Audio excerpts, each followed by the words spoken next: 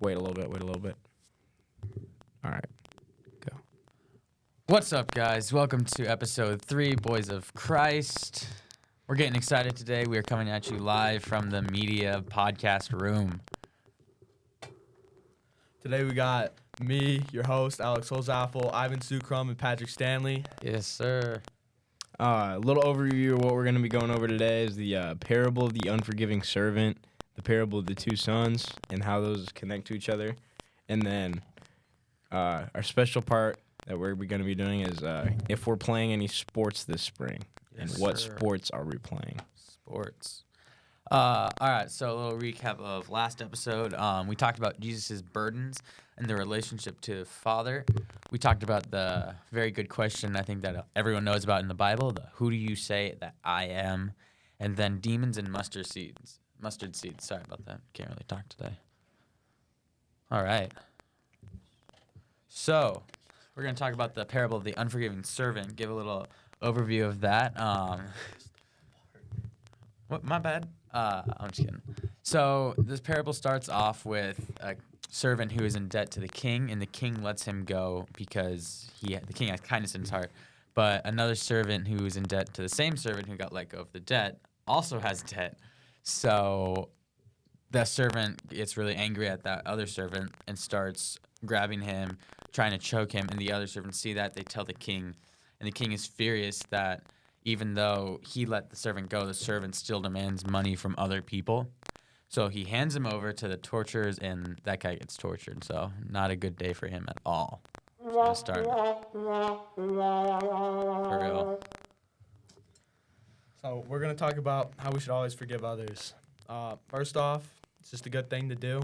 It kind of starts the healing process from whatever happened. And you're also doing it because Jesus would do it for us, and you want to follow in Jesus' footsteps and forgive others. I bet you guys would both agree with that. Like, Absolutely. you don't want to have Definitely. You don't want to have bitterness with you. You don't want to hold grudges. Yeah. Holding grudges is very bad. Always forgive everyone. It's like even if they do something to you, that doesn't mean get back at them. I feel like that's almost one of the things, like, as a Catholic that you're supposed to do. You're supposed to forgive people. Like, even if you don't really want to, you're supposed to. Yeah, revenge is not the answer. Okay, so kind of relating this story to our relationship with forgiving others and God. In this situation, God is the king, and he will always forgive us. He'll always forgive us of our sins, of our worries. But there's times that when he, even though forgives us, we choose not to forgive other people. So we really need to be able to forgive others for God to really see us, not to see us, sorry. He always sees us, but for God to really forgive us, we need to be able to forgive others as well. Absolutely. I mean, what do you guys think about that? Yeah, I definitely agree with that. Nice. It's a slow day today. Yep. All right, we're going to move on? Yeah, sure. Down if you guys are. All right. Alex, what you got, man? All right, we're going to talk about the parable of the two sons. This is Matthew 21, verses 28 to 32.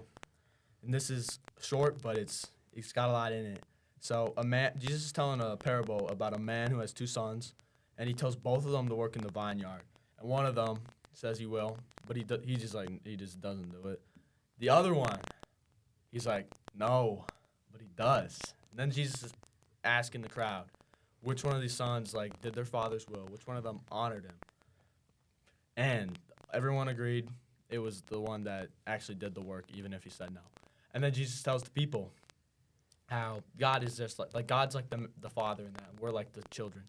And even if we turn away from God, we can always turn back.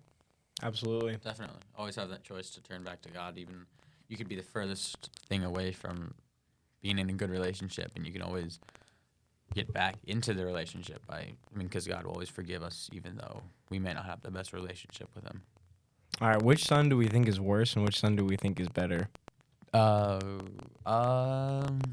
be the one that actually did the work. He's the best. Yeah, because he had a change of heart. Yeah, he came back to the father, where the other one was like, yeah, and then he just dipped out on it. He was like, yeah, I guess I'll work, and then he just lied. There's someone who lies, and then there's someone who has a change of heart and ends up doing right. I agree with you guys. 100%. I don't think it's what you say Pretty at obvious, first. I think it's what you actually do for Yeah, it. because I Yeah, could, absolutely. like, Because you can make a promise about doing an action yeah, you and could- completely just blow it off, but then you could say, I don't really want to, like this guy, and do the work. You could like say you're gonna be like a great person at a job. You're gonna get fired if you're not good, but you might barely get it. You do good. You did the right in the end. Definitely. Absolutely. All right. We're gonna talk a little bit about how God always forgives us. Kind of back to how we were talking about how, for God to forgive us, we have to forgive others. I wouldn't say God always forgives you. I mean, there's always those cardinal sins, but That's true. for our sort of little sins that we do on our day-to-day life, maybe lying, saying the Lord's name in vain, I think God really forgives you if you really go to church and really actually care about your relationship with God and going to confession maybe or reconciliation and just like trying to fix your relationship with God. Because, I mean, sin hurts your relationship with God, and who wouldn't want to have a good relationship with God? And that's why we offer confession, reconciliation, adoration. There's so many different ways that we can have really talk to God personally and be in a good state with Him. Is just by Absolutely. going to Mass, reconciliation, adoration, everything. We offer daily Mass, so always good to take that up. In my version of the Bible, we have the same Bible, just different really translations. It talks about how the tax collectors and the prostitutes accepted Jesus when no one else did.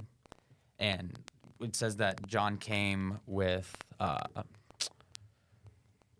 he was coming with righteousness, a way of righteousness. And they accepted God, but no one else didn't.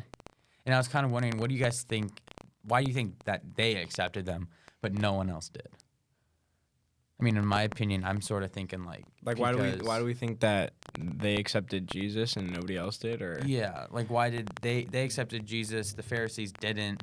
Because John came with the way of righteousness, saying like, this is God, God is here, Jesus, God's son, Jesus, he's here for us, and like they accepted him, but the Pharisees didn't. Many people chose not to accept him, and we're kind of wondering why did the prostitutes and the tax collectors, why did they accept them?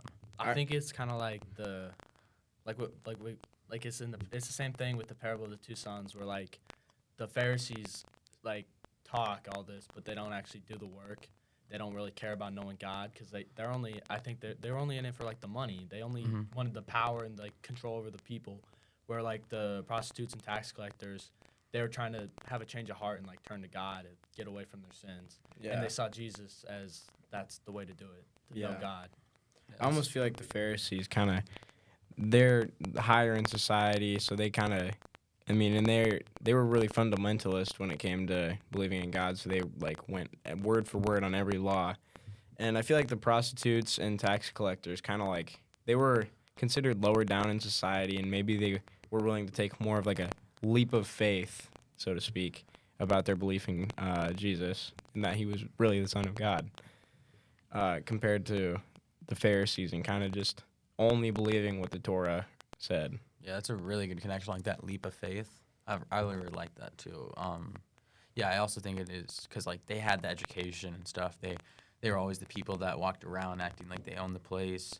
They thought they knew everything, and definitely they obeyed the law word for word. Like they didn't care what other people might have said about him, but they always did that. And some of the stuff that they thought may have been wrong, but I think the tax collectors and the prostitutes did it because they didn't know as much, so they did do that leap of faith. So I'm definitely agreeing with both of you guys on that. That's a really good point you guys made. All right.